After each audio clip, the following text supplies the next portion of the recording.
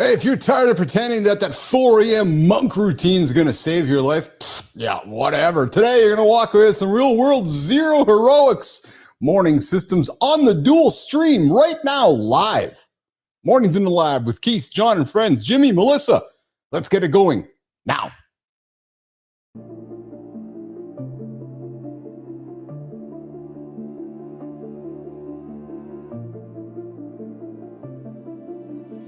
Welcome to Mornings in the Lab, where when something negative comes up. Building muscle improves blood flow. From squirting to squirreling. Start small, build up, and expand from there. To be entertained by fun over here. How have I slept? Has my sleep been good? That's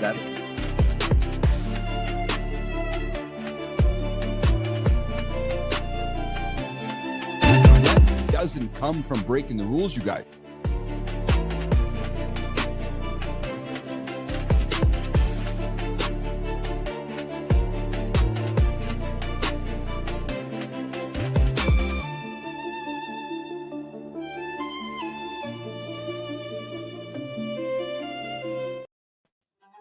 All right.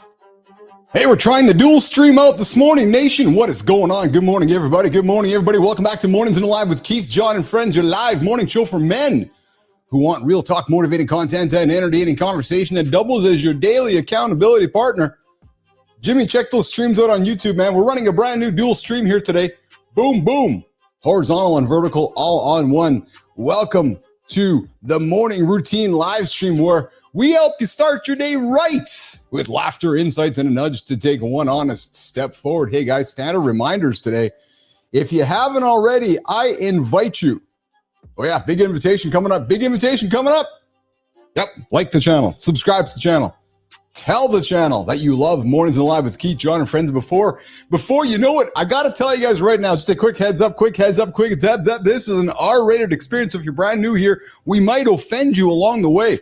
Yeah, true motherfucking story. Yeah, I had to emphasize the fucking story. Yeah, and so if the kids are around, get the kids out of here. Boopity boopity boopity boop. Yep. Hey, and don't hit the snooze button. I didn't. I popped up, got after it first thing this morning. I beat the snooze alarm this morning. Mike Sullivan, 3:20, out of bed. Bam. Yeah.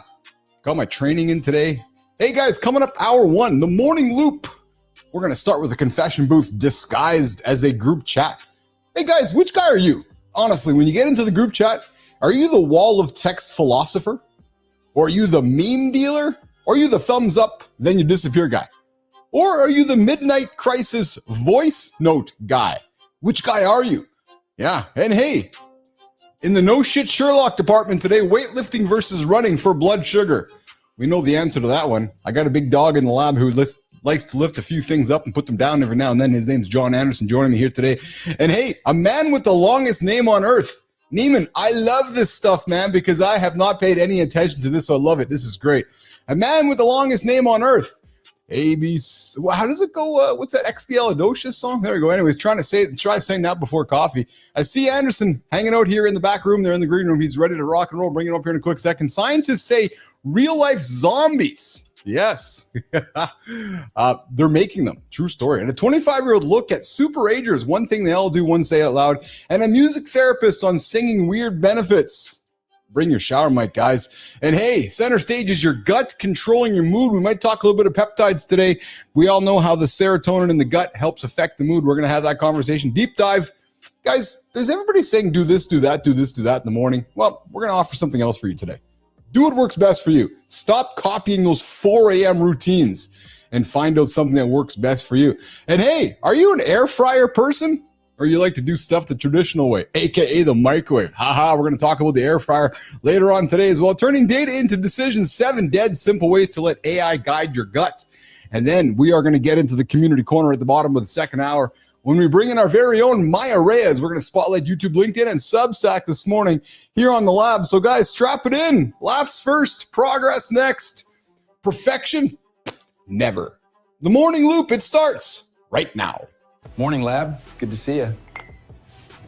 Keith, John, crew, coffee up, shoulders down. Let's roll. Fresh starts beat perfect plans. We'll keep it sharp, keep it human. First up, the group chat reality check.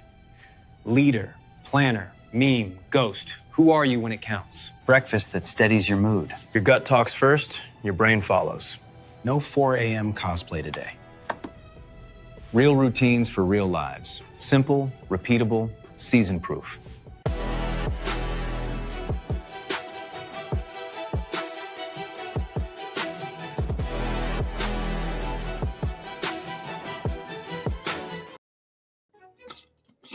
We do things so you guys don't have to do them. There's a brand new live stream happening right now with 2 streams at once, vertical and horizontal. Good morning, everybody. Good morning, Anderson.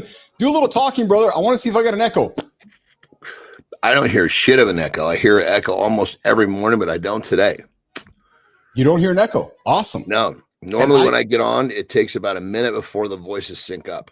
And there is no echo over here as well, so that's great. For some reason, Jimmy, when we were running the Sterling and Preston intros, the voices in the videos, for some reason, we're creating somewhat of an echo. So I'm not sure why that is. But the good news is we got 1 link, 2 streams. We got the show going. And I got to just make a freaking business statement here in a quick second. Before I do that, I got to check in with the Anderson Meister. Johnny, how was your weekend, brother? How was the drive to California? Oh, no, you're not there. I'm still in California. Yeah, I'm sorry. I meant to. I was all excited about our new show. We're driving this morning. Yeah, you're driving this morning. Yeah. How was the weekend? It was good. It was good. Yeah. Got a lot done. Had a lot of. It's been nice with my youngest daughter here. She likes to watch movies, so it's been usually about 4:00. We head for a movie. What did you guys watch? So it's funny you say that. So Carter's in town, right? So we had family dinner yesterday, and we were just sitting around and I don't know, just fucking surfing the old televisions, just like we do with the family. And I put up, and we ended up throwing on Happy Gilmore 2 for a couple hours. You know, the old Adam Sandler movie, right? Just ridiculous humor, right? Yeah, shit you and I grew up with, brother. Yeah, what we've been doing is we'll talk about like an actor that we like. Oh yeah, and then we'll start watching the movie from that actor. Oh, that's fun. Yeah. So here's perspective. We just kind of finished up with a Robin Williams run. Over the last week or so. One of the greats. He lived not far from where we were in Northern California. Oh, is that right? Yeah, we almost bought a house like 5 down from his in Tiburon. Certainly one of my favorites. The world lost a great when we lost Robin Williams, man. I had tears when he passed, and it was that whole situation, man, just horrible. They named one of the tunnels after him after he passed. No shit. Yeah. He used to spend a lot of time down in a certain beach. Okay. Tunnel you went through to get to that beach. So they named that tunnel after him. Oh yeah. Interesting. Good morning, everybody in the comments there. I'm just getting used to our new setup here today, so I forgot that we had comments on here today. So good morning, Spartacus. Good to see you there. Big Buck down. Good to see you. Thanks for the subscription. That's right. All the comments are here now, huh? Yeah. So Big Buck, hey, welcome to Mornings in the Lab, my friend. Yes, shout out to you, Big Buck. We got a brand new setup here today, so I was just getting used to Marty. So Marty's trying to figure it out too. We got everything. You know, it's hard as there's a big fucking window. Yeah. That doesn't have an X. And so you can't, I couldn't figure out how to get the window out of the way so I could hit the button. If you click off that window anywhere, it'll leave. Yeah. Cause it's their brand new thing. It'll be gone by tomorrow, I suspect, but there it is there. So I was like, Jesus Christ, I'm going to be early today and this fucking window is going to make me late. I will say this, so get this. So here's what I find fascinating about how this, so just hold on a second. I just want to try something here. Boom. There we go. Look at that, Jimmy. I'm changing the comments here so that they maybe show a little better here on the screen, messing around here. We're doing the stuff the others don't do. Anyways, Johnny, so this little change, we talk about AI often on the show. This little change actually has an impact on the business. This is totally different. This is crazy, but let me just kind of share the impact of the business here. So up until now, I was having 2 thumbnails made for our show for everything. Yeah, 100%. 100%. Yeah, totally. This takes the work and cuts it in half. Dude, so I have a human being today that I'll find other work for her, but literally this change lost 50% of her work. So Yeah. I'm just calling it out there that all of a sudden this morning, okay, so now I don't need 2 thumbnails for everything. And it's these little tweaks that accumulate over time. That's when folks talk about the impacts to how AI is impacting society. It's the little accumulative things, John, over time that all add up going, oh, okay, I see how the impact happened. You follow me? Well, that's one of the things that I've been focused on with the use of AI is I'm trying not to let the capabilities of AI eliminate a job for any of my people. Right. Yes. No, you flip it around, enhance. Totally. Right? They're all, but like right now, this person, whomever, Yes. is like, oh Jesus, what's going to happen? You're like, settle, we'll be fine. You know, Yes. it gets you, and now I can use you for more stuff, which is perfect. Well, so that's exactly. I had a conversation with the team last week about exactly that, and I made it clear. I said, "Listen, so it is my expectation that we are using AI to be more productive." And I go back to the world when I was managing ICUC, John, and it's productivity, right? So if you and I both know, let's use digging a ditch as just a literal example. If you and I know it takes 50 shovel scoops to dig a 6 foot by 4 foot ditch, that's just what it is.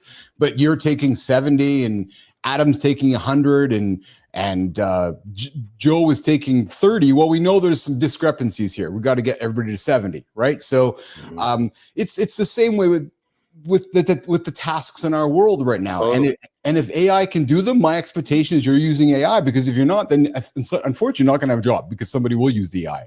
But I want you doing human tasks that the AI is not good enough to do yet.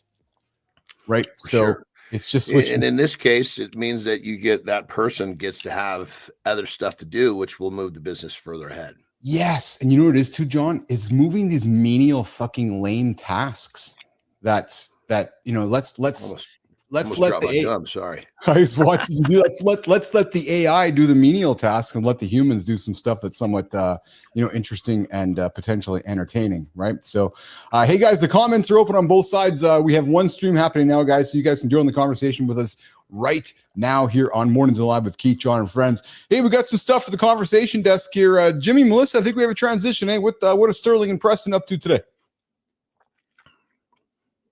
Virginia Tech made mice lift to eat. Squats beat hamster wheels for blood sugar. Less jog, more iron. Guinness says one man's name is 2,253 words long. 7 pages, 20 minutes to say, imagine roll call. Scientists are testing zombie ideas. Brainless bodyoids, revived pig organs, and drugs killing zombie cells. Super Agers, 80-year-olds testing like 40-year-olds. Secret isn't kale or kettlebells, it's people. Strong relationships, daily conversations. New research. Singing works like a brain and body multivitamin. I think it's time for John and Marty to test that theory.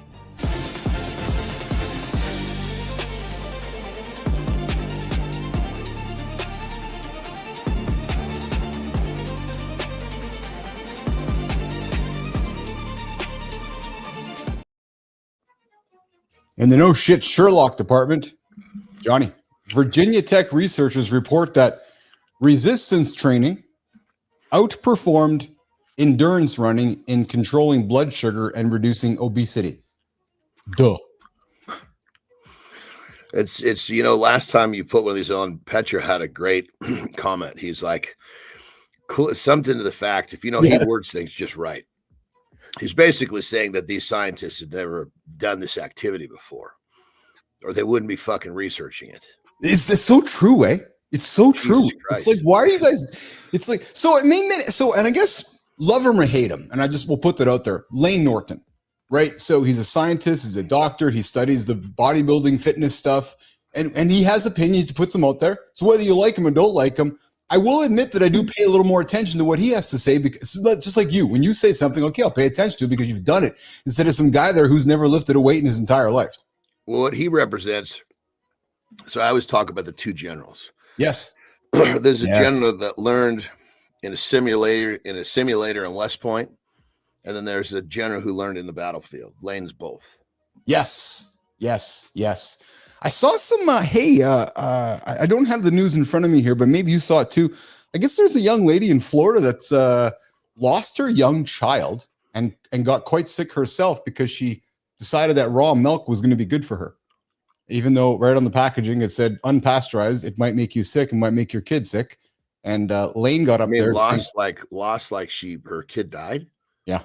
Oh, fuck. Yeah, exactly. Right. So Lane kind of went off on a little bit of a diatribe yesterday when I saw it, because it's like, come on, people, you fucking idiots out there who are talking about these things that you don't know anything about. And there's a young lady who saw your TikTok saying, hey, go and have some raw milk. And she went and followed the influencer's human being. And next thing you know, they are, hey, Jimmy, Melissa, we got Marty sitting in the comments. And I agree with what he's saying. Yeah. But it's like, if you go to a fucking doctor and he's like, you go to him for a broken toe, and he's like, well, let's just break your leg, it'll take care of the broken toe. You got to be fucking smart enough to not listen to the doctor. Fuck. This is going to come out all wrong. There has to be some responsibility on behalf of the human being. That's my point. Is like, come on, John. Christ, you just because you saw it on fucking TikTok of all fucking places. Of all places. Yeah. Right. Of all places. Right. So she probably learned that little tip in about 40 seconds. Yeah. No shit. No shit. God damn it. Hey, Lawrence Watkins, New Zealand-born Australian. Get this. He holds the Guinness World Record for the longest personal name. 2,253 unique words. His full legal name reportedly takes about 20 minutes to recite and spans 7 birth certificate pages. Now, and you're thinking to yourself, what the hell is this all about? Well, in 1990, Watkins legally added over 2,000 middle names, many sourced from library books and co-worker suggestions while he worked at a city library. So since 1990, he started adding names to his... What's the purpose? Well, perhaps just to have a conversation or to do something on TikTok. I actually don't know what the hell that is there. Hold on a second here. It's in StreamYard, Marty.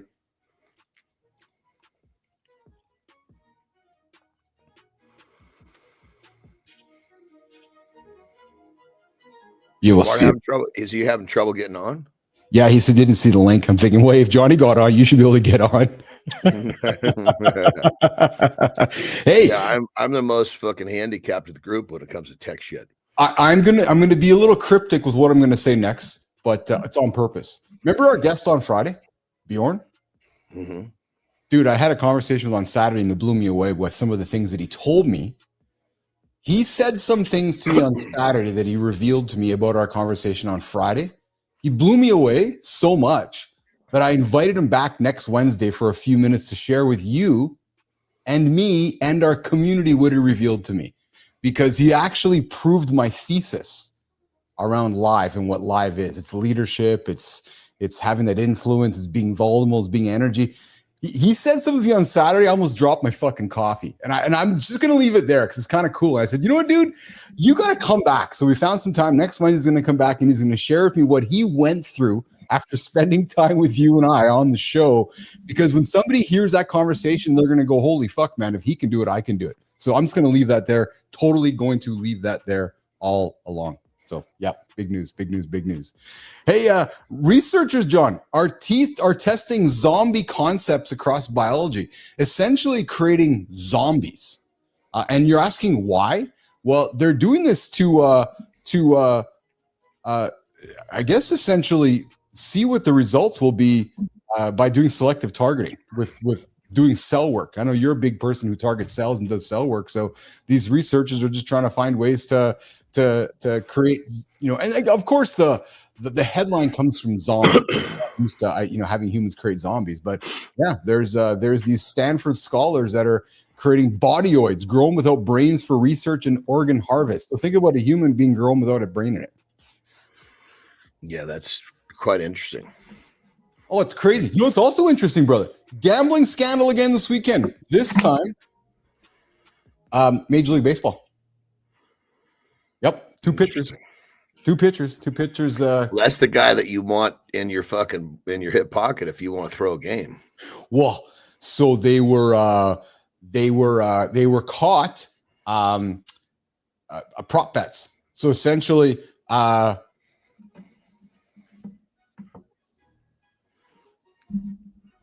on. I'm going to give Marty a quick call here on FaceTime.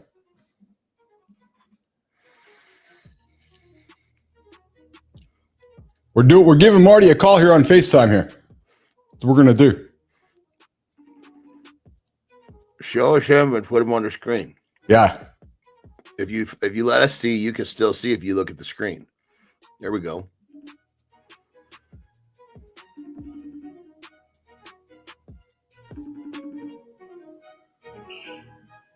Marty. What's up, man? I didn't mean to interrupt, man. I'm sorry. No, that's okay. No, it's good. We're trying to get you on here. This is all new to all of us. So inside there's a brand new. What's the name of the streamer? It's in the reusables, right, Marty? Is it in the reusables? Jimmy, It was in the normal spot for me. What's that, Marty?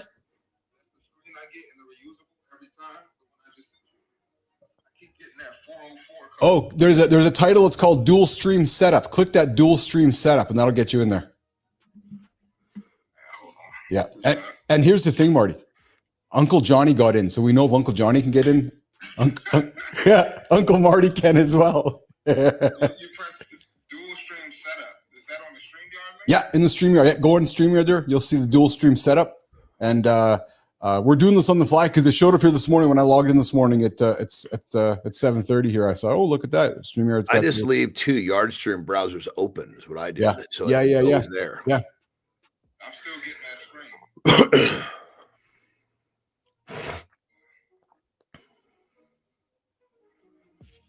I don't know, man. Yeah, I'm still getting that screen. The one Well, he can come in on his phone now, can he? Send him a text. Try to horizontal. Still got the same screen. So when you see the reusables, you don't see it in there? The Dual Stream Setup? I'll show you in a second. I'll show you Yeah. what's popping up. Yeah. So basically, I have them bookmarked. Yeah, those bookmarks won't work because they're brand new. You got to go to StreamYard. This is a brand new setup, man. You got to go to StreamYard, go to the Go in homepage. and refresh it, and it'll put all the new shit on there. Yeah, and go back to StreamYard, go to the home there, and log back in and refresh because we're on brand new links. Everything's been reset here this morning. Okay, so I'm logged in on my StreamYard account. Okay. So just refresh it. So I'm logged in That's on all I do every morning. my StreamYard. That's yours. Yeah. Yeah. Now, if you go into which one do you log in for our show? Now, I literally have. Let me show you MITO. So you see there, I have MITO. Oh yeah. Oh, I see what you've done. Oh yeah. I have the book so I can just go to it quickly every day. Oh, I see what you mean. Okay. Hey, Jimmy, can you drop that link into my Melissa's going to send you the link. Marty, Melissa's going to send you the link directly. Can she send it to me on LinkedIn? Because I tried to get a Notion. It's not. Yeah. Melissa, send it to him on LinkedIn. He'll get it to you on LinkedIn. Yeah, no, Jimmy, we got to get it to Marty on LinkedIn. If you go into LinkedIn, go into messages there, and we'll get it to go send it to Marty over on LinkedIn. Thank you, man. Thanks, guys. Appreciate it. I'll see you there, Marty. Cool. Awesome. So we doing it live right here on the show here with everybody here on Mornings Live with Keith, John, and friends. Hey, John. So no, I'll wait for Marty to come in on this one for the group chat conversation. Hey, a 25-year study, super agers. They have one behavior in common. People that are aging. Define a super ager. What's that? Define a super ager. That's a good question, actually. Reports tie super agers. What is a super ager, actually? I'm just looking here. People 80 plus who perform on memory tests like those decades younger. I'm thinking super agers. Okay. It's in my notes. Someone that operates at a high level and they're older. Yeah. Okay. Yeah. Makes sense. They are. Because I was thinking it might have been someone who aged too fast or something. Oh, people 80 plus who perform on memory tests like these decades younger. Studies linked them to thicker cortices and lower Alzheimer's pathology. Reports tie super agers engagement to brain regions for social and emotional processing, with some work noting more specialized neurons supporting social cognition. And you know what? I got an uncle turning 96 tomorrow, and he talks about his trick to longevity. It leans this one here: relationships, man. He is constantly hanging out. It's funny, I was talking to my mom yesterday, and he lost his wife last year after being married for 800 years. He's got a harem of women around him all the time. 96. Interest. Yes. Yeah, break it down to the simplest form. Like my mom, she's 90. Dude, she's fucking studying. She's leading groups. She does what she's interested in. Not sitting around being lazy, eh? No. Yeah, Lauren was because bitching. that's just that you're doing nothing. You're Lauren waiting was bitching this morning. She's like, "There's not enough of these 45-minute classes," because she does her workout and then behind the scenes she listens to it in her earphones. She's like, "Because I'm not lazy. Everybody picks the 30-minute ones. I want 45." I'm like, "Fuck, just chill out, man. Just do 30 plus 15. There's your 45." But my point is, she has no time for laziness. Just like my uncle had no time for laziness. Just like super agers, right? Always getting after it and getting going, constantly moving, right? Interest, baby. Interest. Yeah, it is interest. Hey, there's Marty. I see Marty back there. He's getting himself all organized here on the dual stream setup this morning here on Mornings in the Lab. There you go, Marty. Yes, there he is. What's going on, brother? What's up, man? I thought I got kicked out today, man. Like, what's going on, man? They didn't tell me something, man. Good to have you in here today. Good to have you in here man. Today. Hey. Did you watch the Commanders game with the Commander-in-Chief yesterday, Marty? Yeah, I was doing that to our loss, but yeah, I saw Trump. He got booed most of the time. Big time, eh? Big time. It's crazy. And that flyover of the stadium, man, they flew the Air Force One over the stadium there, and then he made his appearance, and I guess he now wants the stadium named after him too, eh? Yeah, he wants a stadium named after him. I think Trump just plays the big game of FU. So if you don't like him, he's trying to get back at you. It's the ultimate trolling. Because, when he says, yeah, I think I'd like to have it named after me, half of the world is like, oh, my God, you can't name it after this guy. And even though he's sitting in the corner going, you fucking idiots, I'm just trolling you all because I got nothing else to do. But here it all comes down to this. Attention is the new currency. Yes. Oh, and he's masterful at it. He's absolutely a master at it. There's no and people don't fucking understand. No, come on, man. Jesus Christ. Think about how many headlines he's on. It hasn't even been a year yet, So, well, how many headlines he commanded this weekend just because he made the statement about having his name on it, like it just floated it. And he probably didn't even make the statement actually. Hey, speaking of statements, Marty, gambling's back in the news. Did you hear the baseball news here on the weekend? 2 pitchers got arrested for throwing bad pitches. What? Yeah. They actually got arrested.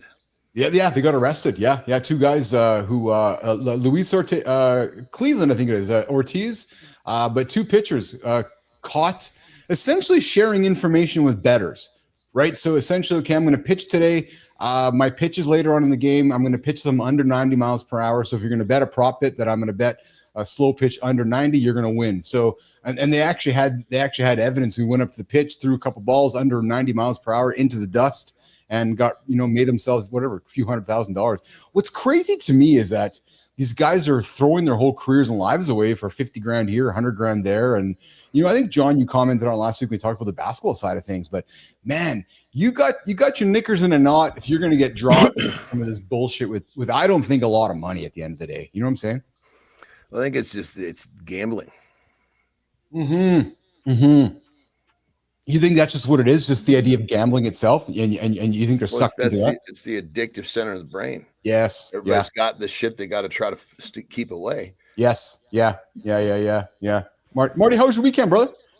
That was pretty good, man. It was chill. I didn't do anything major, but except for kick ass, right, Johnny? That's always major. That's always major. I'm gonna say I didn't do anything. Come on, man. Yeah. How long have we been going over this? Yeah, I said major. Yeah. But I did kick some ass this weekend, but that's about it. Well, I will say something though. That I have noticed that, and you even made a comment to me last week that your mom is getting you business, eh? Oh yeah. That video was just I didn't even expect that. I just was posting. Just bossing mom around, and women are signing up, going, "Boss me around too, so I can have success like crazy, your mom." Man, it's crazy, And then I'm kind of doing like Trump, I posted a video. I don't know if Johnny saw it, but I'm like telling my mom what to do, and they're like, "Don't talk to your mom like that." I saw that. Now it's bringing in just a whole new wave of followers. So. It's pretty cool, man. That's pretty good. But your mom's hardcore, man, right? And that's very much the best. What's the word I'm looking for? Like it's the best results you can show everybody that you're training mom and mom's getting results because your mom doesn't look 59, dude, right? So people are like, oh my God, if she looks like that because her son trains him, sign me up. Exactly. Yeah. Man. Sign me up for me. So it's a blessing for sure, man. That's awesome. Hey, so let's talk group chats. I know, we have our own little small group chat. Johnny, you're in group chats. Marty, you're in group chats. Hey, that's how I run my businesses, dude. Totally, eh? Yeah, all group chats, eh? Jimmy, do we have an opener for that group chat conversation? If we do, let's run it, bro. In your group chat, who are you really? Leader, planner, meme guy, or the ghost? Clear roles kill chaos, speed decisions, and save energy. Morning threads feel lighter, plans actually happen. We're mapping 9 classics, no judgment. Own your lane without apologizing. Roles make chats faster. Play your strength, respect the mix. That's how plans stop stalling.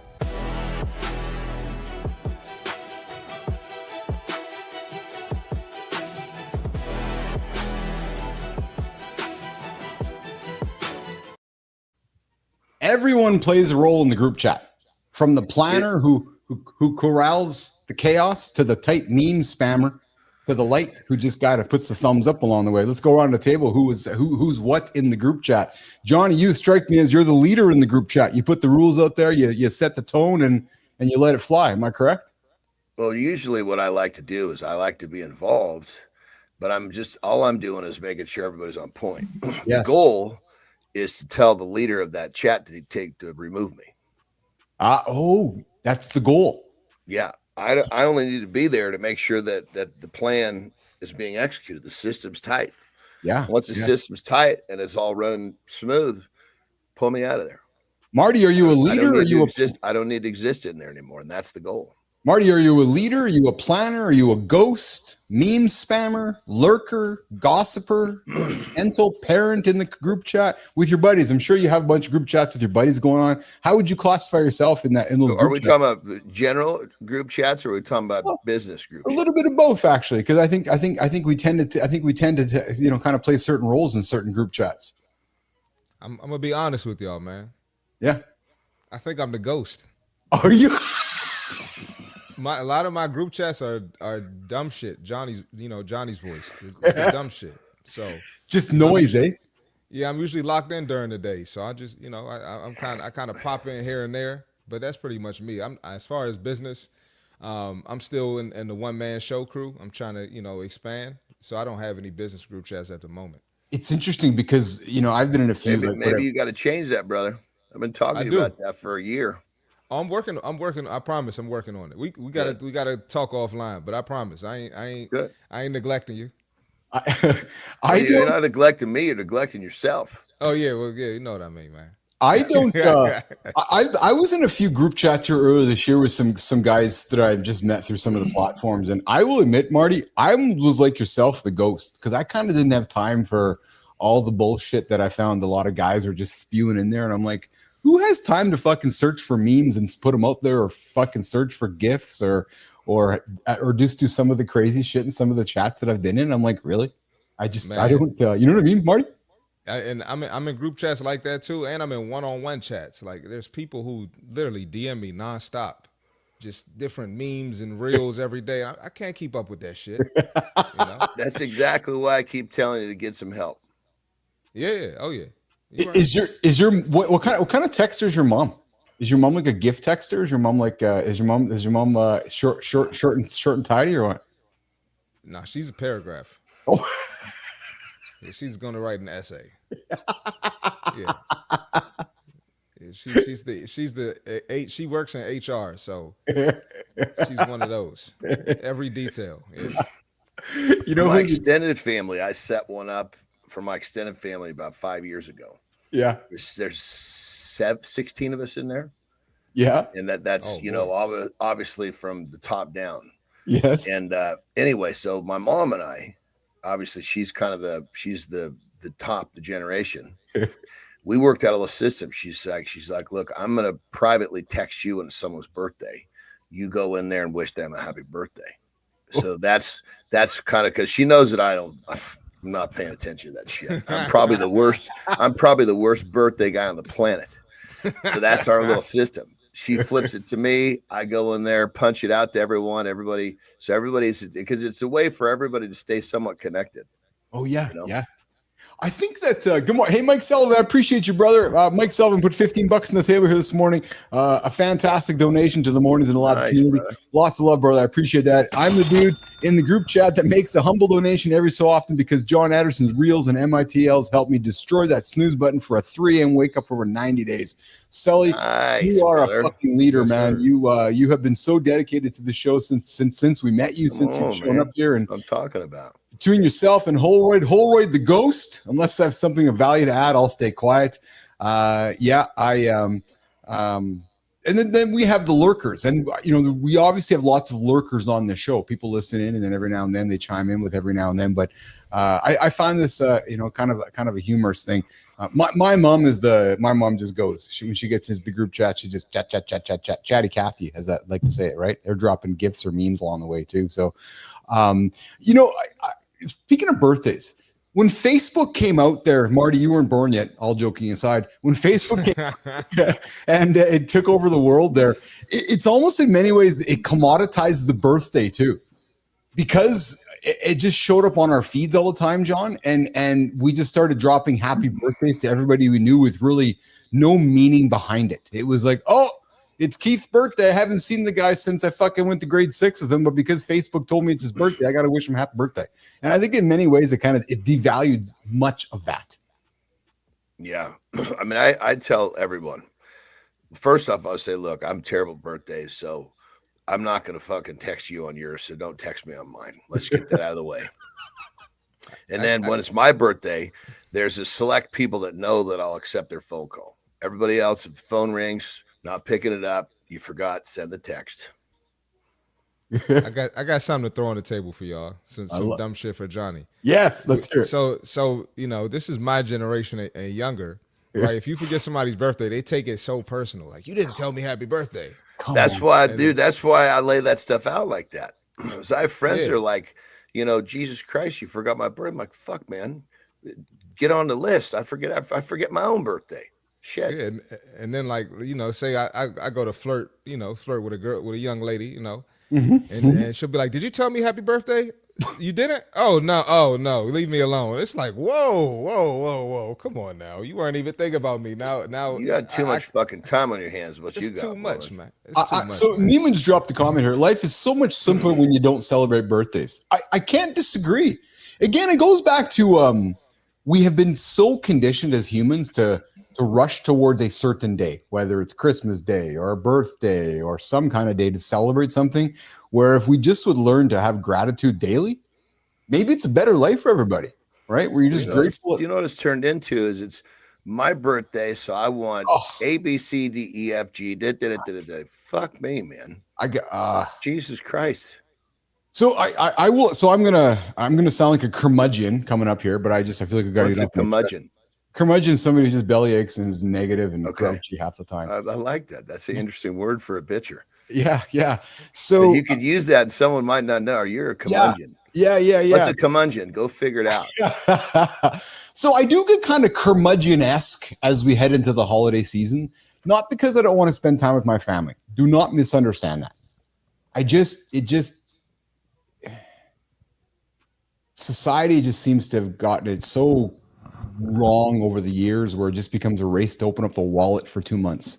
Come Thanksgiving until January, it's just nothing but spend money and commercialize this, commercialize that, and the whole idea of Christmas and celebrating just his I don't know, man. It's because people would go, oh, you don't like Christmas? No, it's not. Or you don't like holiday time? No, it's not that I don't like that. It's become such a, I feel like it's just so much of his lost meaning.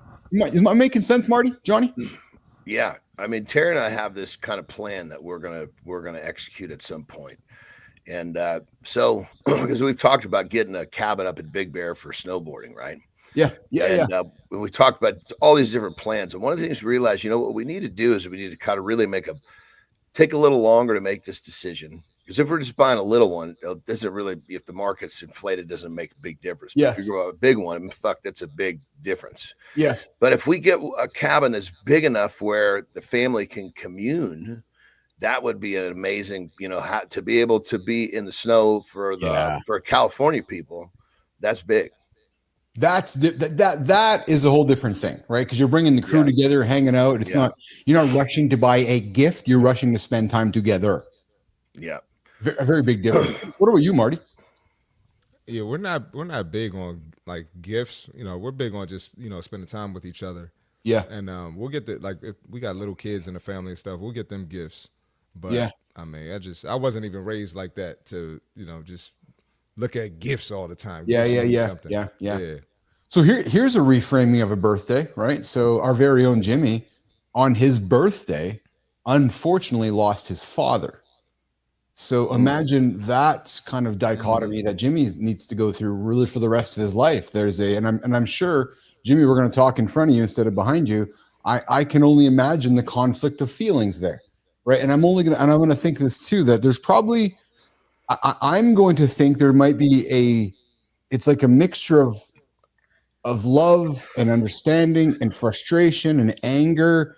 I'm going to think over time, though.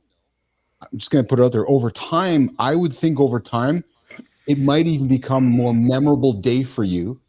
Yes, of what it means. Dude, I was going to say that shit. My brain went right to. You know what? Yeah.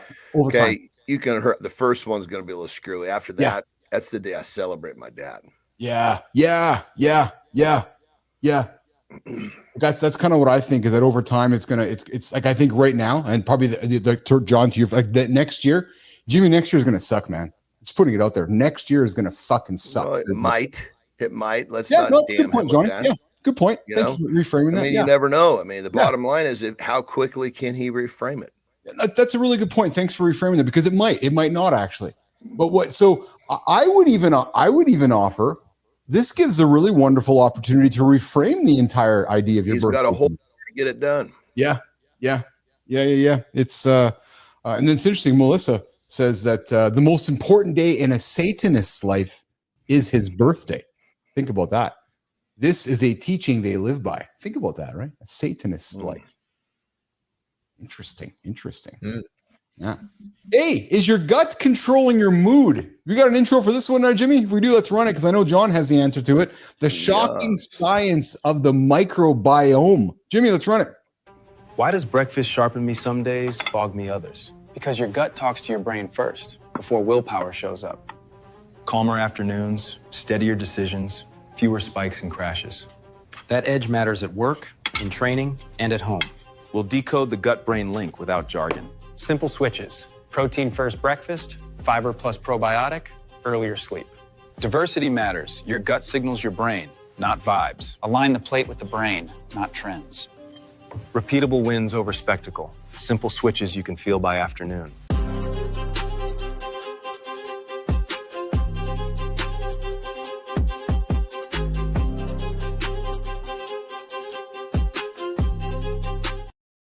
Today, the breaking down the gut-brain axis and the simple levers that we can pull to boost mood and resilience in real time. Johnny, let's simplify this one, brother. What's something that I could... Well, real quick, so everybody understands why. Yes. Because about a little more than the 75% of the serotonin production is in your stomach. So serotonin is that brain chemical that we know as a brain chemical, is largely produced in the gut. When gut health is on point, that gives us a feeling of wellness. Like, you could be having a person that's low in serotonin is having a really hard time coping with a problem that a person that's not low on serotonin could just cruise right through. Dude, you just dropped the simplest thing. Go ahead. No. I was just going to play on that, because people with depression, you'd know this because of clients you work with. People with depression often show lower gut diversity. Which all you got to do is fucking pull the processed food out of there, and it will make fucking leaps and bounds forward in a matter of 7 days. Yeah. I got it. The stomach's not made to process all of the shit that you put in there, which means it's handicapped right from the start. Yeah, Marty. Yeah, I just got a question / comment to throw on the table when it comes to depression. When you look at least for me, when I look at people who have been depressed before. Mm-hmm. They're never at their peak physicality, their peak physical health, their peak fitness. There's just like, and if they were fit, they probably fell off. That's just a slight observation I made. But when you have people who have a routine, Whether that's getting up early in the morning, going to the gym, drinking water first. They got some type of routine that's healthy or promote some type of health benefits. Rarely are they depressed. Just an observation from my end. I don't know if y'all seen that as well. So I've seen the same thing. I actually observed it over the weekend, and I'll leave that there. What I also observed though on Friday is a complete opposite to this, which is also very saddening. We had an NFL young man who killed himself due to mental health situations, who we might think was athletically all sorted out as well. So it does kind of fit. Doesn't tell us what he ate though, dude. You'd really surprised with these high level dudes. And what's the little guy? Ocho Cinco. He fucking survived off McDonald's. I know. Yeah. Well, and there's some rumblings that this fellow might have been struggling, Marty, with some CTE there as well. But I don't want to make allegations or anything. I really want to stay on, and Melissa talked about it here. And I got to be honest, John, I didn't know much about this till I met you. The brain gut connection, fascinating to me. Check this out. I did not know any of it because to me, and I think a lot of humans, we don't connect here to down here because we don't see it. But yet, how much of that down here affects up here is incredible to me, man. Well, listen to this. You got all these different organs in the body. Yeah. The only organ that gives you more signals and talks to you more than the stomach is the brain. The stomach is the number 2 communicator, but we don't fucking listen to anything it says. No, we do. Well, no, I'll crack a joke. we do. It says go to the fridge or the pantry and stand there and find something shitty to eat. Cracking your joke. Brain, that's not your stomach. Oh yeah, you're right. Yeah, your stomach's not saying that dumb shit. Yes. Definitely not. Yeah, you're right. Yeah. I'm correct. The signals that most people know is, God damn it, I ate too much and fuck, I'm starving. Those are the two. Yeah, well, so the starving. There's so many messages in between just with that one line of communication. Yes. Double A, I'm with you, man. What's depressing is the state of the world right now. True comment. Double A. Hard to argue with that. And no, we're not saying we should all go vegan. Not at all. As a matter of fact, you're talking to a man here who eats nothing but flesh here, which is Jon Andersen. Sure, there's benefits to vegan, benefits to protein, but we want to eat lots of protein. We want to eat lots of meat, right? We're talking more so about you know what they say about the vegans, right? You know what they say about vegans? No, they say a lot of shit. Well, it's pretty simple. I mean, it's like if you take thousands of them and look at them, there's vegans that cheat on their diet, and then there's the true vegans, and they're fucking mad as hell all the time.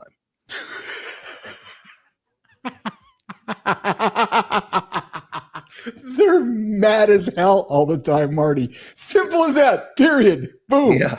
That's why these fuckers are so confrontational. I know some with good spirits. The ones that tend to be in the gym and they eat. And you know what? Those are the ones that cheat on their diet. They're good spirited because they're not a true fucking vegan.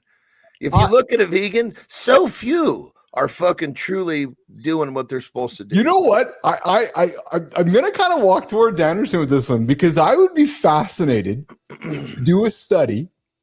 How many vegans are truly 100% never cheat? Dude, they're fewer than you would think, and I'm mad as hell all the time. I'm curious, and I'm with Lauren. It takes a massive commitment. The suicide rate is fucking way higher. Does vegan Cheetos count as cheating? Where's that within their diet? Well, I mean, because when it comes right down to it, of course, it's a joke. But to be a fucking true vegan is not easy. Well, I agree with Laura. Like her comment here is it takes a massive commitment to live a healthy vegan lifestyle. Hats off to those who are able to. And you can even put healthy as a question mark. Yes. Yeah. Because there's a lot of stuff that they're not getting. Yeah. What's fascinating to me is that you wonder how many are closet cheaters, and I got no judgment, just purely curiosity, right? Which is, I'm vegan 99.999% of the time. Okay, nobody's looking. I'm gonna go for a drive over here and have a little bit of meat. It's Serena Williams. She calls herself a Chegan because she cheats as she's a vegan. Oh, really? You can't be built how she was built and be a vegan. There's just no way. She did that later in life, I'm sure. But I mean, it's kind of crazy. You look at the true vegans, and these fuckers are fighting with everybody. Seriously. We got Tom Ritchie joining us on the Greatest Cannabis. Hey, Richie, congratulations on your new appointment, brother. Tom Ritchie joining us here this morning. And he says, I was vegan for 7 years, strict, clean, proper diet, returned Omni to rule out joint pain. A lot of supplementations needed, resumed Omni, so resumed animal.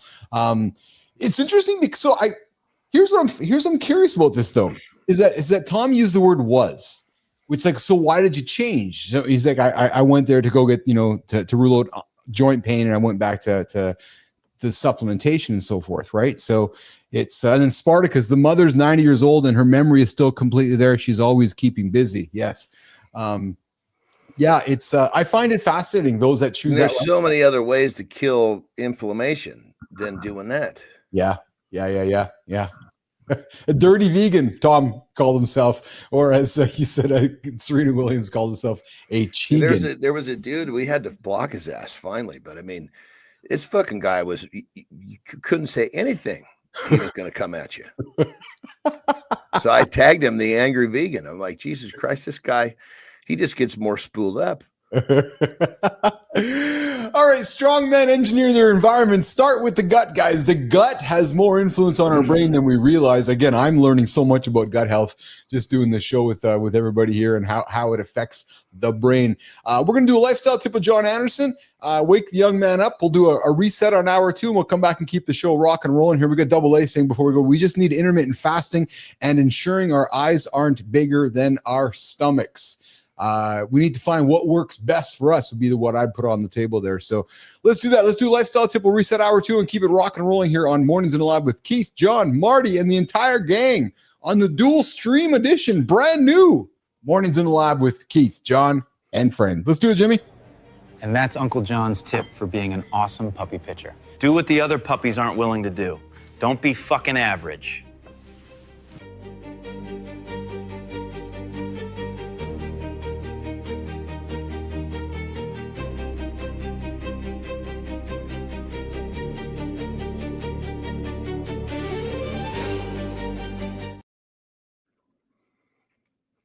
Well, let's run with this little thing we've been talking about with gut health. Well, here's the thing. So many of us are trying to alter the way we eat for a certain purpose. And usually that purpose got to do with health, maybe losing body fat. I mean, there's a lot of the things that we're changing our diets that are fairly similar. Health, the list goes on. And I'm always about making things simple, especially when it comes to these tips, so you guys can take a singular thing and get a lot of mileage out of it. Well, the simplest thing, I can't say easy, but it's easier once you start to actually look a little deeper into it, put a little effort into it. In terms of gut health, which will translate into all sorts of good stuff, better energy, more focus, weight loss, building muscle, is to remove processed foods from your diet. Now, what is a processed food? That's a question that many people have. They say, well, I eat clean. Well, clean doesn't really represent, no processed foods, I guess you would say. Like people say, oh yeah, I ate a turkey sandwich for lunch. Well, was it a cold cut? Because that's processed food. Bread is a processed food. So let's just talk about the carbohydrate. The carbohydrates, we live in this world of carbohydrates, but when you get down to it, a non-processed food carbohydrate would be rice, would be potatoes. I mean, that's how basic it is. Anytime you take something and you change its form, that's a process. So you could even argue that ground beef would be processed because it was actually ground. Now, that's kind of one of those outliers because ground beef is actually proven to digest better because it's call almost pre-digested. It was almost like it was chewed for you. But what I'm getting at is usually when a food changes form through processing, there's going to be a bunch of shit put in there that your body's not going to recognize. And that's what getting rid of processed food is. Your stomach wasn't designed to process chemicals, wasn't designed. If you can't read what's on the actual ingredient list, just processed, because in the processing process, they're going to have to add a bunch of shit in there. And that's the shit that causes your gut the problems. So if you're looking for one simple thing to move in the right direction with your diet, your gut health, your health in general, energy focus, just remove the processed foods. Rock and roll.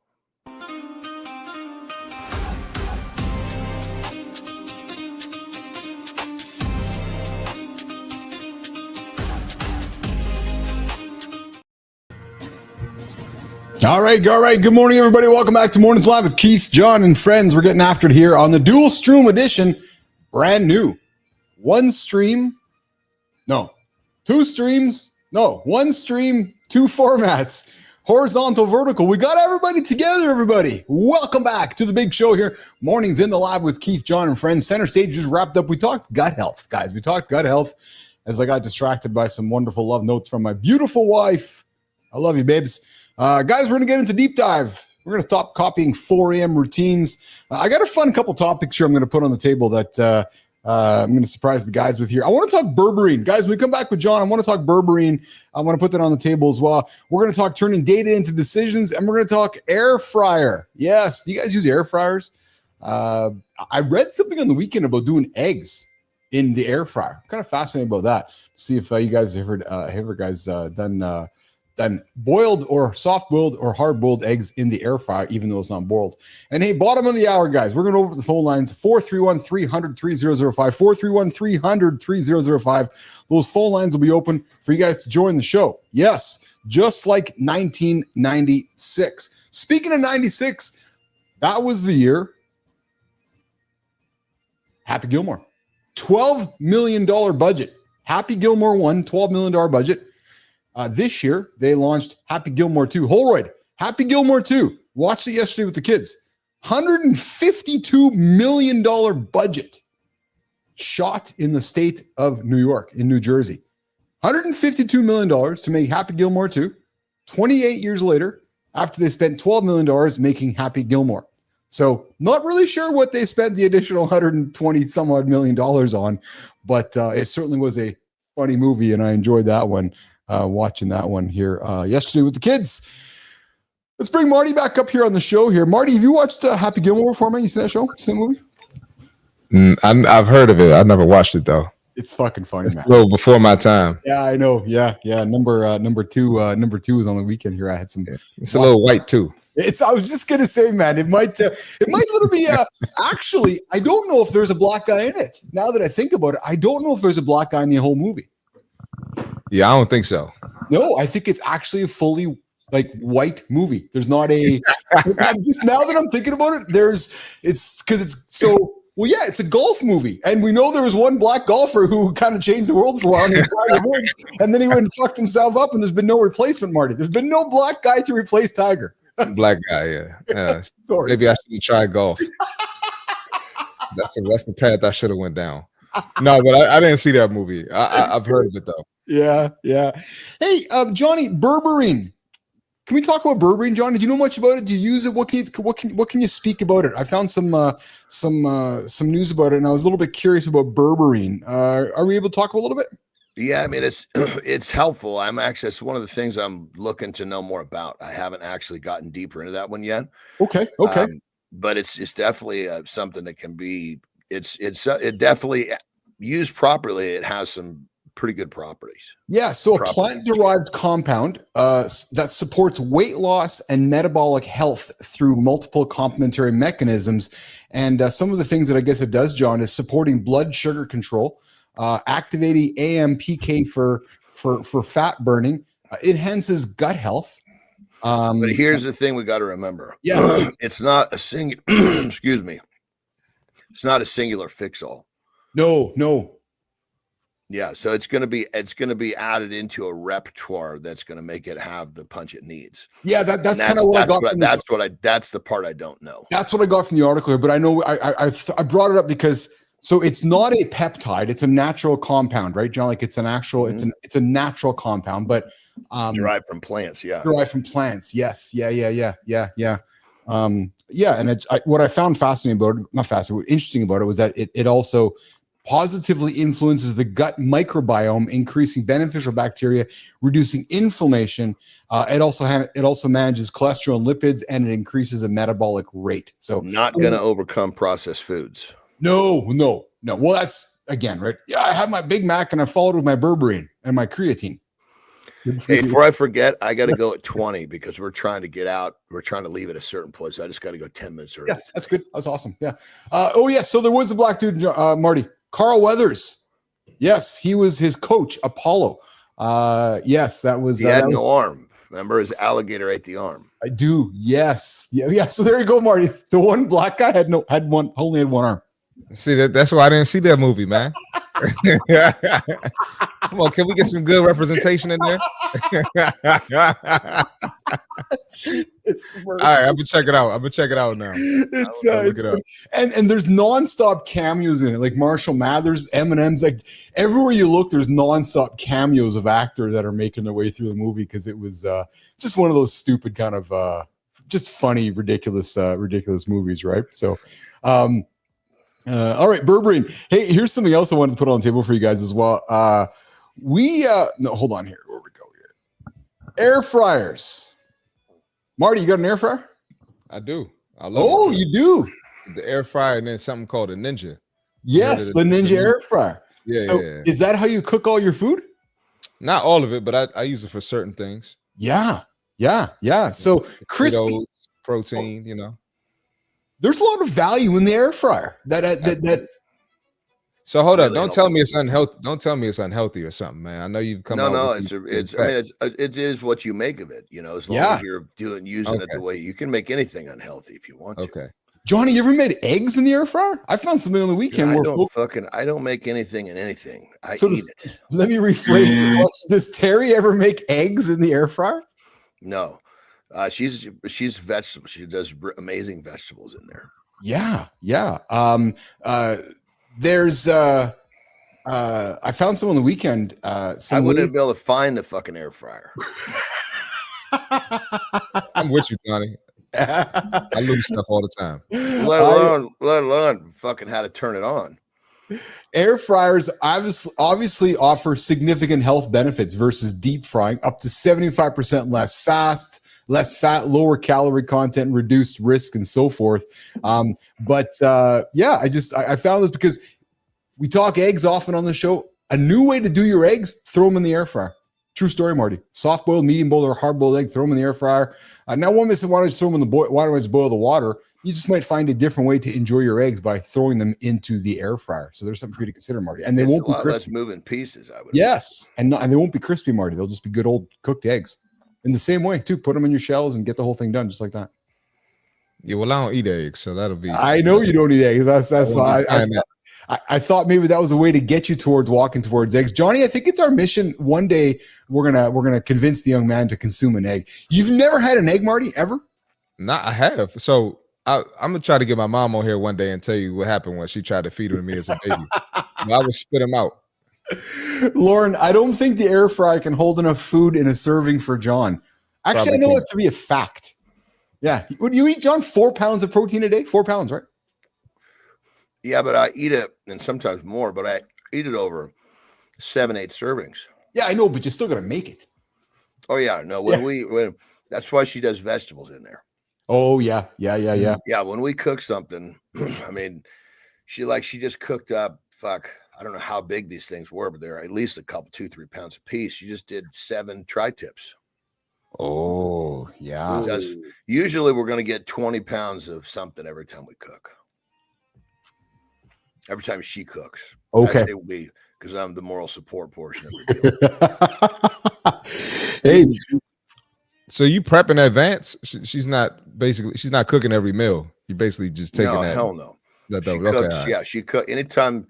We got that monster barbecue with like 7 fucking burners. I got you. And then, we have the smoker with all the different trays. So it's because doing 2 versus 7 is not that big of a difference. I got you. Yeah, I ain't know how bougie you were, man. Johnny might need a fresh cooked meal every meal. So dude, I eat most of my food cold. Oh wow. Okay. Yeah, You're not I mean, I don't depend on warmth for I mean, when I get it warm, it's fucking great. Ah, Well, how am I supposed to eat this? It's cold. Hey, so Johnny, you and I grew up with Batman and Robin. Marty, a little bit. Sorry, Marty. This is white guys. Not there's no black. oh man, what we got? What now? Well, I mean, it took a while before we got a black superhero, didn't it? Well, it took too long, actually, Marty. And then the guy dies. I'm not trying to crack. Black Panther. Yeah, one of the greatest movies, one of the greatest superheroes. Chadwick Boseman, greatest actor, dude, and just building an awesome platform, Marty. And then the young man gets sick. It's so sad. Honest to God, though. Yeah. You know? The kids really looked up to him too. I didn't realize how big it was. I guess maybe because I'm an adult. Yeah, but it was really a big thing when that movie came out. 100%, man. I love that movie. That was a fucking good movie. But now there's all sorts of shit. Like yes. Look at all the God, I'm trying to think of some of the names. Like he's like the badass cop that just fucks everybody up. There's tons of those. Oh, Eddie Murphy, Raw, Beverly Hills Cop. Well, Alex Cross. We're talking about like superhero and action. Yeah. Like what was God? I'm trying to think. I mean, there's so many different black actors that have taken these really cool roles. Well, I found a ridiculous piece of content for discussion this morning, which as I read it, I thought to myself, oh man, like we got to talk about this today. Distressing things about the Batman and Robin relationship that no one likes to talk about. This is fucking funny, man. Now think about some of these things. So Robin in the Batman and Robin relationship was always depicted as a minor, the boy wonder, yet nobody ever talked about it. So think about this. Batman was hanging out with the minor, routinely taking because that was his understudy. He was mentoring him. But he was like, it's not like they were fucking taking showers together and slept in the same bed. That's what they're going to make it seem like in 2025. Well, that's my point, Marty, right? Like, can you imagine Marty and Keith are going to create a movie in 2025 and we're going to have a little young man called the Boy Wonder hanging out with an adult, taking him out onto the streets of Gotham, fighting bad guys? Like, that just wouldn't work nowadays. It wasn't fucking 12 for Christ's sake. But the thing is, nobody really knew, because then there was these troubling power dynamics, right? So Batman acts as Robin's guardian and mentor, but his approach is problematic. His methods range from emotionally distant tough love to outright neglect and at times abusive training. So think about just how that whole thing, Marty, back to it not working in 2025. Yeah, it's not happening. But I mean, who thinks of that though? Exactly. Thank you. People who have way too much fucking time on their hands. Exactly. You got nothing going on in your day. Yep. Well, but here's something else though too, right? So again, Batman fully covered. The Boy Wonder, the little boy, like the little guy, only has his eyes covered. And that's essentially saying that we can tell who the human is by just, so we're gonna let the little boy only have his eyes covered so that the whole world can do his thing. And then queer coding and social stigma. The Batman and Robin partnership has been subject to speculation about the underlying nature of their relationship. And then, of course, the financial and legal ambiguities. Robin is often referred to as Batman's ward, which means that he's actually like taking care of him half the time. And then just the whole the emotional, breakups and along the way. The point is that you couldn't make Batman and Robin in 2025 with much of the storylines that we were raised that nobody still talks about today. Found it kind of funny, actually, because we don't weirdness, man. Weirdness. People just too that's sensitive. It's called fucking earning your stripes is what that's called. Is that what it's called? Yeah. Yeah. Like in Japan, there's what they call the young boys. And these are aspiring wrestlers. And they will literally, especially like you got a big wig, like the stars that have been wrestling for 30 years over there. Yeah. You might have 3 fucking young boys following around fucking, he doesn't do anything. Doesn't carry a bag, doesn't wipe himself off after a match. these guys they're earning their stripes.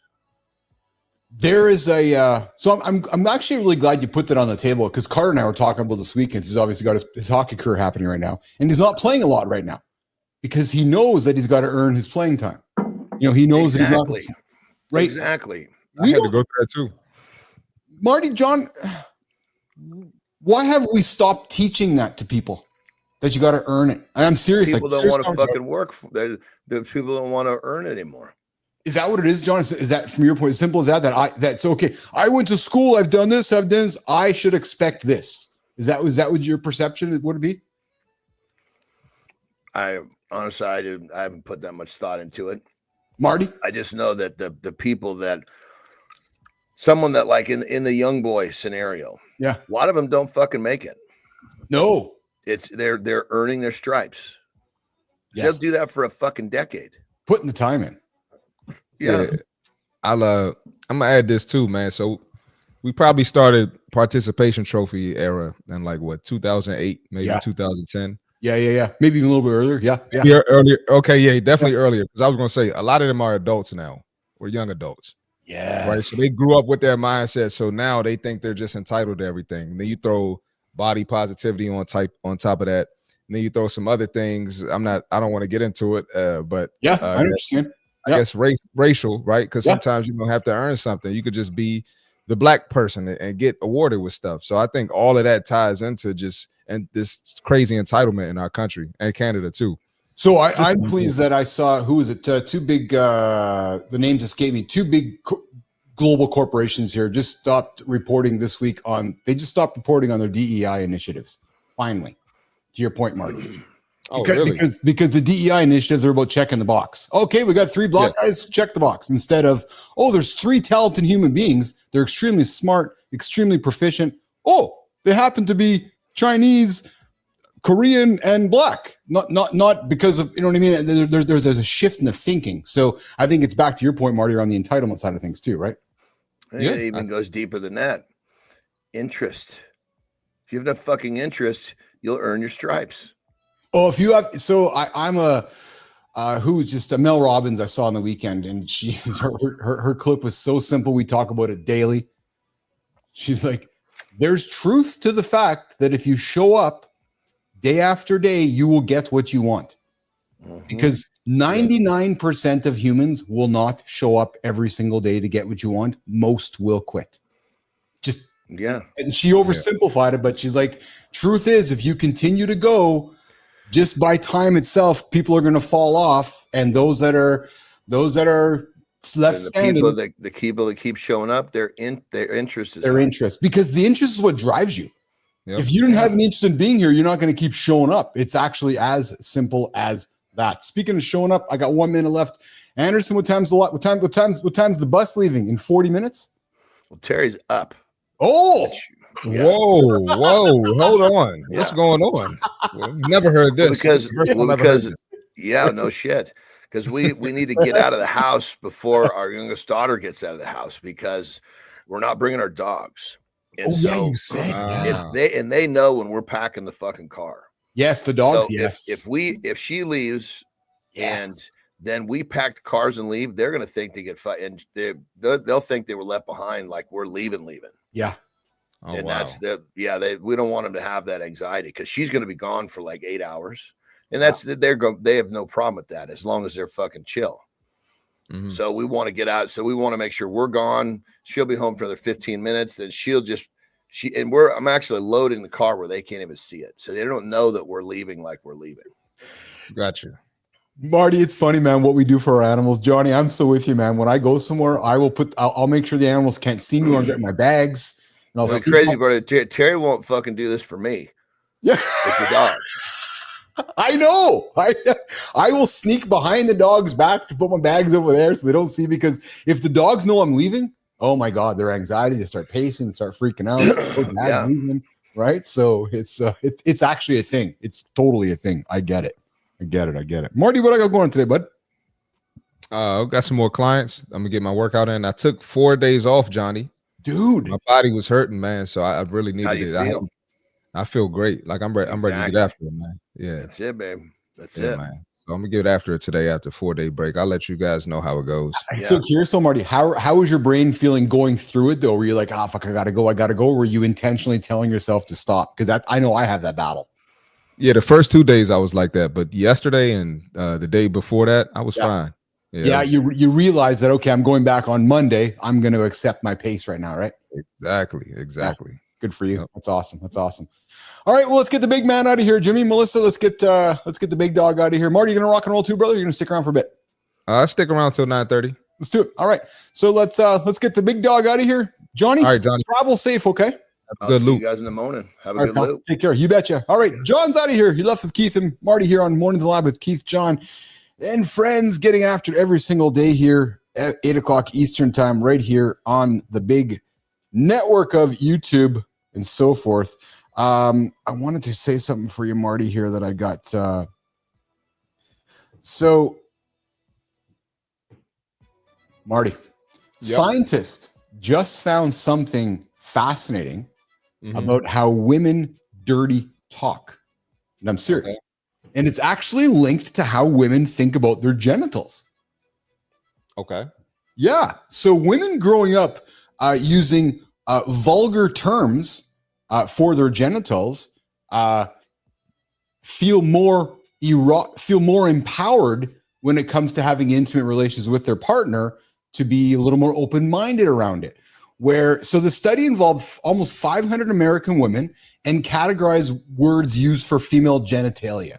So into 9 groups, from anatomical, like so use the vulva or vulgar, to the pussy, right? So all the way from like actual scientific words to like childish words like the vajayjay, right? The study reflects contemporary evolving language shaped by online culture. Using more explicit dirty talk seemed to boost self-acceptance. So women who are more comfortable with not using like the childish, goofy names that our parents often teach us to call our genitals, women found themselves more comfortable when they used the proper words. So I'll back it up, because I was raised, we'll have a conversation here. I was raised like, as a young boy, it was like the peenie, right? I was never told to call it the penis. It was always like the peenie, right? And I don't know many, I don't know why we as parents want to teach our children not to call the parts what they are. Like, did your mom teach you that it was the penis, or did you say it was something else? And I'm being serious. Nah, my mom didn't teach me that, but I would say that the vulgar language might have come from my friends and just school and culture. But I wasn't scared to say it. But I don't know. My mom didn't teach me that either. So I don't know why parents do that, But I know a lot of parents will teach their children, like females, like, well, that's the vajayjay, or that's like it's your hoo-hoo, or I'm just thinking of stupid words, but it's not like, no, but that's your vagina. That is it's like that's your arm, that's your finger, that's your thumb. Yet when it comes to our private parts, we as humans have decided to nickname them. And this study has said that women who have been taught the proper terminology around them are having essentially a more fulfilling sex life, because it wasn't caught up in terms that don't mean anything. Well, believe it or not, they say here in the West, we're a little more reserved. Yes. So it's kind of looked down upon to, I guess, be so open about things like that. Well, and Lauren's got a good comment too. She's like, I often wondered the same thing, because we don't change the name of a foot or an elbow.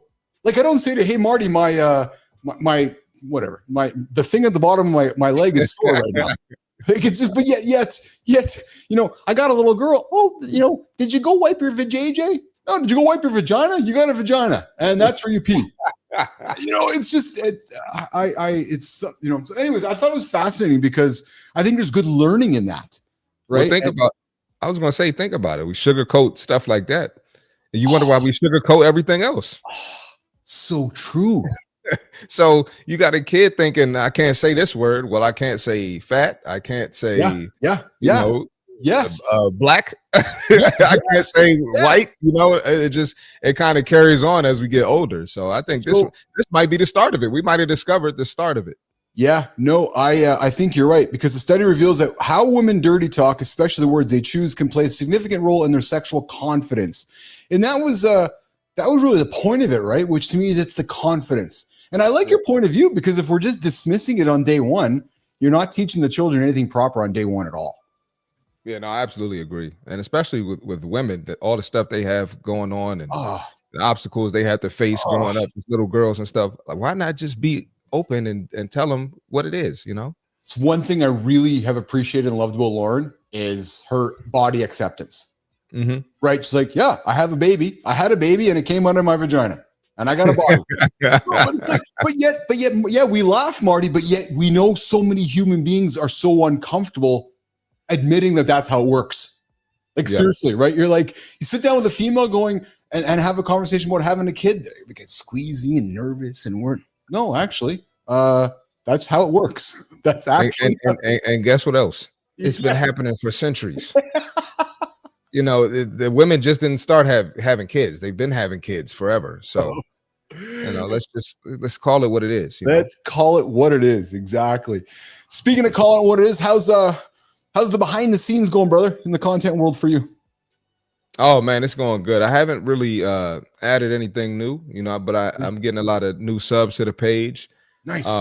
And you know, right now this is working for me. Yeah. You know, little things like little graphics and working on a new intro, just things like that, pretty much. But the format of my show is still pretty much the same. Nice. And I've been doing a lot more content with clients, a lot more content with my mom, obviously, because people love to watch that. Yeah. And but yeah, man, I'm having fun with it. You know, what was the one trigger for when you, as you've been training mom, what has been the one trigger women have been reaching out for you?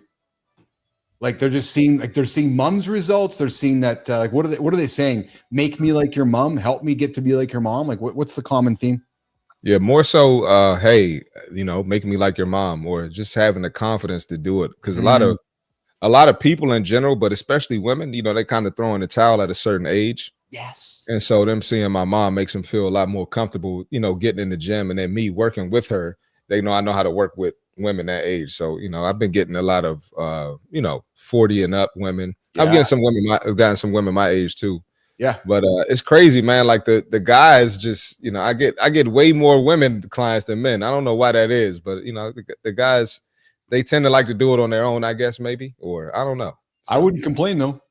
You're doing something. I'm not right. Complaining at all. I'm not complaining at all. Yeah. I agree with Lauren. Marty, loved your back training video with your mom. Yeah, me too. I loved all of it. It's empowering.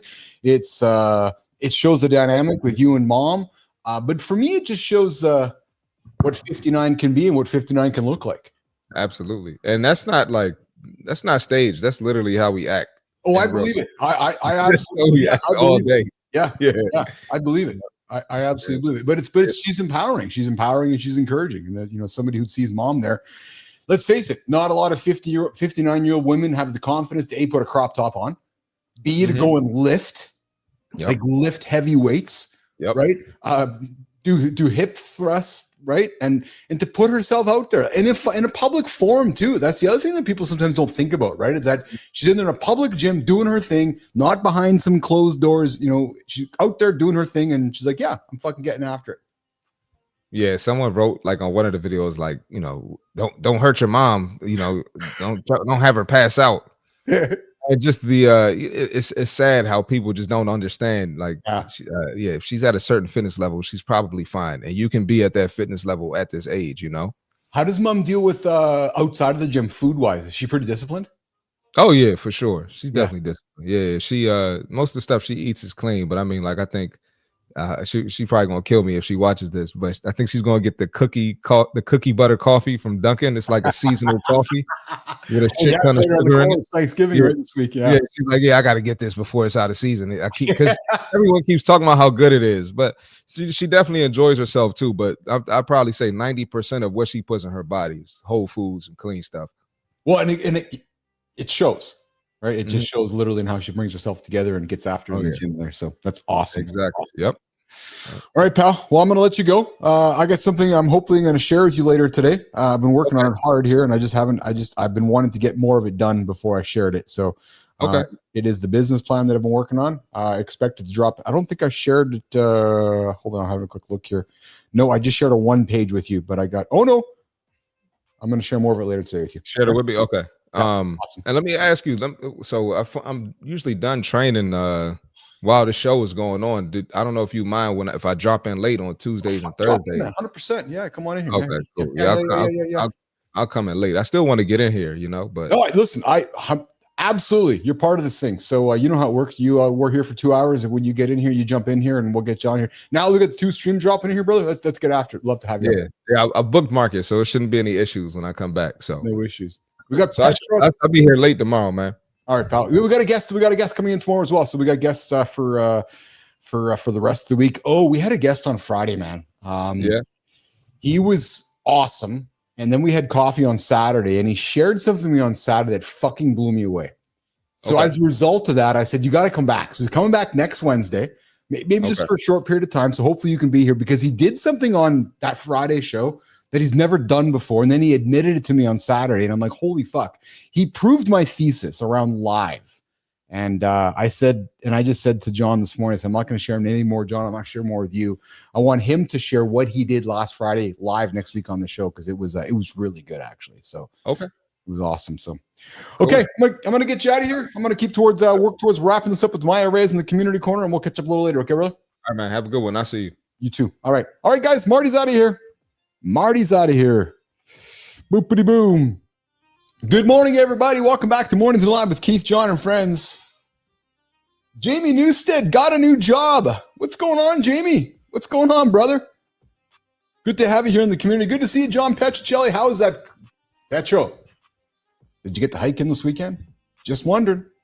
Not that I'm monitoring what you're up to. Not that I'm watching your back. Just curious. Jamie Newstead, Lauren. We got Tom Ritchie. We got Adam Holroyd. We got the gang here hanging out with you this morning on Mornings in Live with Keith, John, and friends. The only morning show to help you guys get up and get after it every single day here, live, 8 o'clock Eastern time, right here on YouTube, LinkedIn, and X. Although we might be making some changes to where it's being distributed along the way here. Okay, so I think we got through everything. The one topic I did not get to today, which was the stop copying 4 a.m. routines. It's now up to 6 jobs before the age of 30, 6 years old. Jamie, I'm now up to 6 jobs before the age of 30 years old. Good job, Jamie. Where are you working at now, Jamie? We'd love to hear where you're working at now. And Jamie, where are you joining us from here today, by the way? Curious to know where you're joining us from and where you got your brand new job. And isn't that the society we live in today? We're just always changing jobs. Is that what it is? I'd like to know where you're working at these days. All right, so we did not get to the stop copying 4 a.m. routines. Now, if we do have an intro, let's drop it, Jimmy, because then I will comment on it, because I think there's something to be said about it. If not, all good, but I think we do have a B-roll. So let's drop this. Do you need 4 a.m. ice baths to win mornings? Or is that internet cosplay? Chasing viral routines burns you out. Real wins come from repeatable starts, energy left for work and home. Water, daylight, 5-minute move, top priorities. A 15-minute routine that survives kids, shifts, commutes. Most productive guys wake 6 to 7, not 3:59. Do you mean average guys?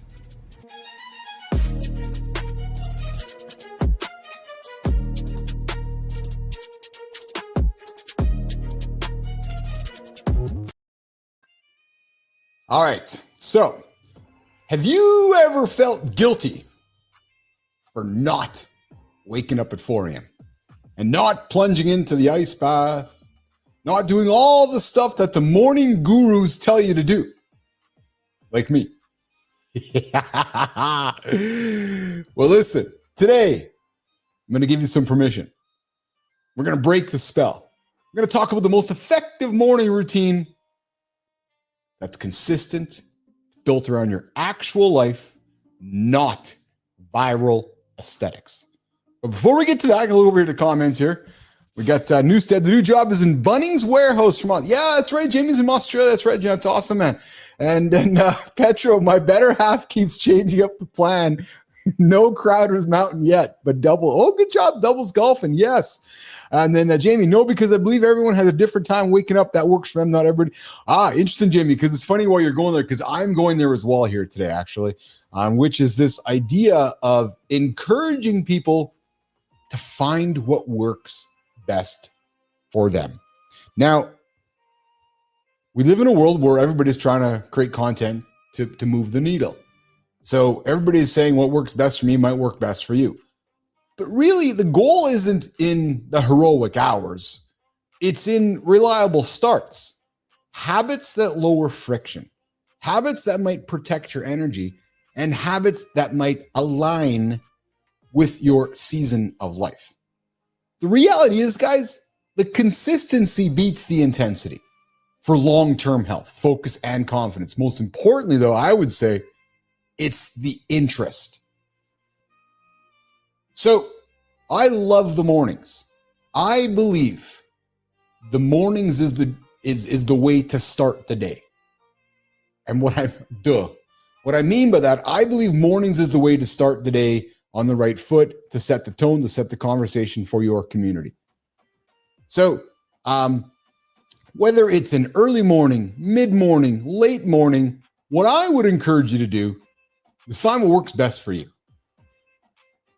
So take all the habits that people talk about. So we know getting to bed on time is good. We know getting up, not hitting the snooze button is good. But whether it's a 4 a.m. start, a 5 a.m. start, a 6 a.m. start, the reality is the 4 a.m. template, it's probably mostly entertainment. Might not be a blueprint, might not be for everyone. These viral routines that we see across the TikToks, YouTubes, the Instagrams, they generally skew extreme.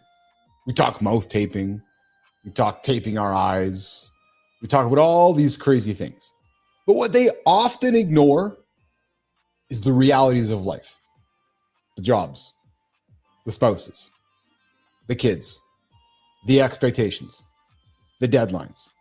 However, if something is extremely important to you and you have a high interest in being the best at it, or being the best at whatever is important to you,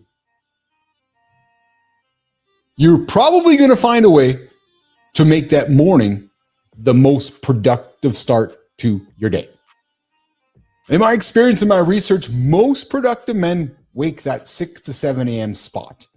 But it's interesting because you have the outliers, right? You have the Steve Jobs, the Tim Cooks, the Warren Buffetts, all tickling that 4 or 5, the Jeff Bezos, all tickling that 4 or 5 a.m. spot. But whether it's 4 a.m., 5 or 6, to me, it's getting up, stacking the basics, stacking the water, stacking the movement, stacking the light, right? Getting those quick priorities ready. So I guess what I'm saying to you guys right now is that perhaps this is permission to not rush towards the guru's advice.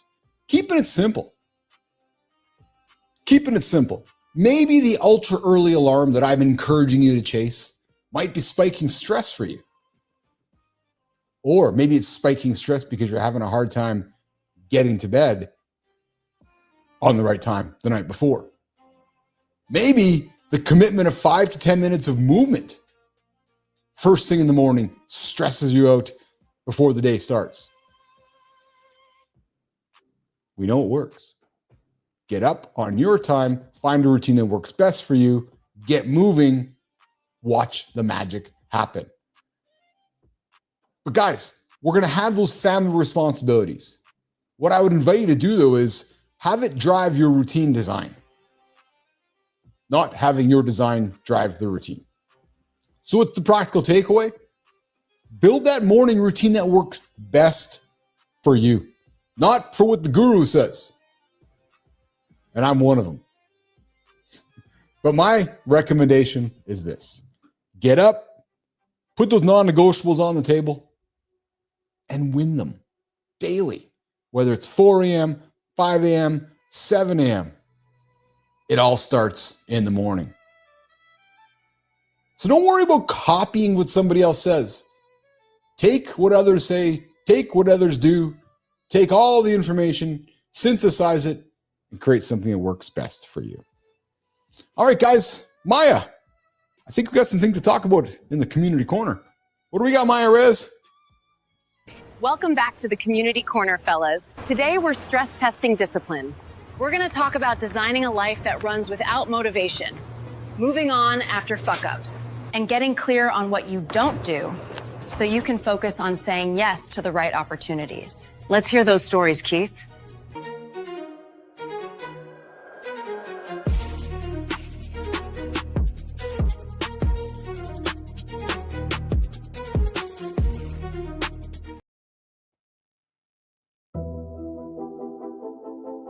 All right, guys. Hey, the phone lines are open. You can join the show that's live right now, or in the mornings in the lab community. To join the show, 431-300-3005. Phone, text, or leave a voicemail. Phone, text, or leave a voicemail, guys. 431-300-3005. Come say hi in the comments.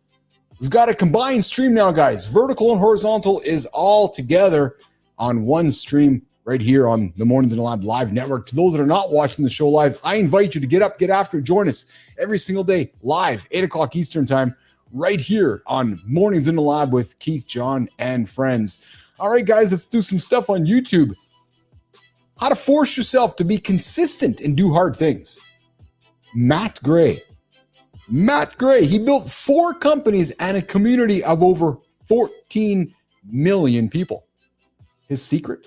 Success isn't about motivation or willpower. It's about constructing the right systems. He shares a 3-level system for building consistency. Level 1, design the system.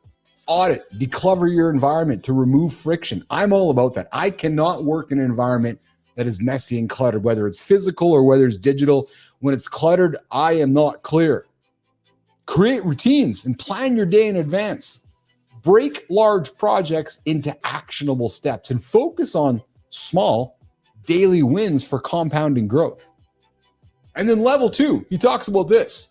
Become the system. Yeah, become it. Strengthen the mind-body connection. Daily physical activity boosts energy, confidence, and resilience. And guys, prioritize that rest and recovery. You heard Marty talk about it. 4 days you've been resting. Treat it as essential, not optional. And guys, surround yourself with people who support your goals. If they don't support you, cut out the negative influences. And then level 3, scale it. Set up that accountability by making commitments public. It's the power of a live conversation. And then launch messy. Take that imperfect action and learn as you go, because that leveraging the compounding effect, the small, consistent habits stacking up to life-changing results. Guys, which level of the system are you stuck on right now? Is it designing it? Is it becoming it? Or maybe it's scaling it? Would love to hear from you. All right, spending some time over on Substack. Oh, we got one from the Grant Shoemaker. He shares a lesson from motocross that changed everything for him. Fuck up, move on, and then hit your marks. You see, Grant's coach taught him the phrase, hit your marks, focusing on executing each part of a process with intention, especially after making a mistake. Because when you mess up, you don't dwell. Own it. Say, fuck it. Move on and get back to hitting your marks. Guys, the reality is this. Mistakes are inevitable. The success and consistency comes from how quickly you recover from those setbacks. Grant, he applies them to fitness, nutrition, and personal routines. So, as you go through the day today, what mistake have you been dwelling on that you need to actually just say, fuck it, and move on? I challenge you. You know what's in front of you right now. Just say, fuck it. Move on from it. Put it aside. All right. What's going over on LinkedIn? Well, LinkedIn, true strategy is about saying no. We talk about it all the time about saying no. In order to say yes, you got to say no to more often, to more things. Well, Dr. Benjamin Hardy on LinkedIn says that most people lack real strategy because they try to do too many things. Oh yeah? You think so?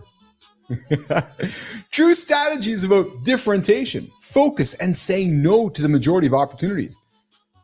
Hardy cites Porter, Buffett, Jobs. Strategy means being different, not just better. Think about that. If you can't clearly say we don't do that, you actually don't really have a real strategy. No, because what you do is you're saying no to everything. You are an everything to everybody kind of thing. Mastery and innovation are processes of subtraction. Think about that. Mastery and innovation are processes of subtraction. So letting go of lesser goals, comfort, and vanity to become an outlier.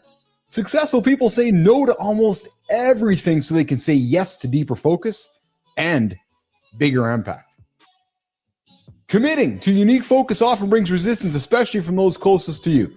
So, Nation, here's the question for you. As we wrap up the segment here this morning on the Community Corner with Maya Reyes, what's the one thing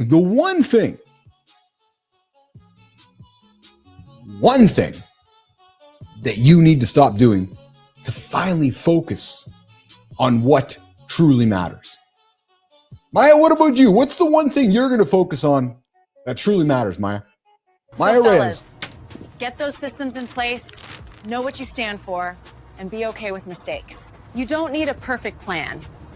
You need a next step. Want your story featured on Mornings in the Lab? Tag us in your next post.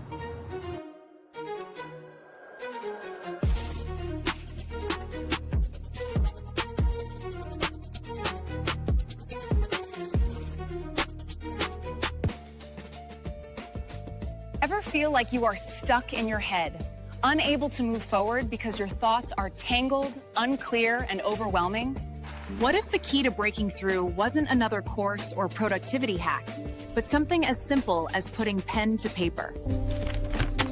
There is an environmental microbiologist who once hated writing. 2016, he wrote awkwardly, reluctantly, frustrated, just to survive his science career. But somewhere along the way, writing became his lifeline. Not to get published, but to get clear. And he has built a thriving Substack community, helping writers unlock clarity through daily practice. Mornings in the Lab is excited to celebrate Sean Bay, a scientist who discovered that transformation does not come from perfection, but from showing up to the page every single day. Follow Sean at Clarity Lab and discover how writing can become your tool for clarity and creative scale. Sean Bay didn't start out loving writing. In fact, he fucking hated it. But he had to write to survive his science career, so he did. He did it awkwardly. He did it reluctantly.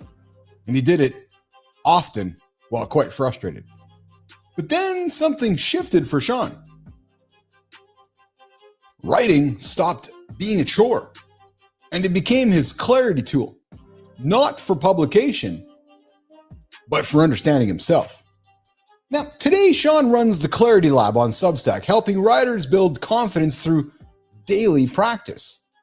He proves that transformation isn't about being perfect. No, it's about showing up one messy draft at a time. That is the kind of daily accountability and personal development we celebrate right here in the lab. So, Sean, would love to have you bring the Clarity Lab. We'd love to have you bring your awesome attitude and your great experience to the show so we can meet you and give you the creator spotlight so we can shine it on somebody in your orbit. Sean Bay, in a future episode of Mornings in the Lab with Keith, John, and friends, the only morning show to help you get up and get after it every single day and celebrate you and your community on an upcoming episode of The Big Show. Mornings in the Lab. Let's do it, Sean. Let's get you on the show, brother. All right.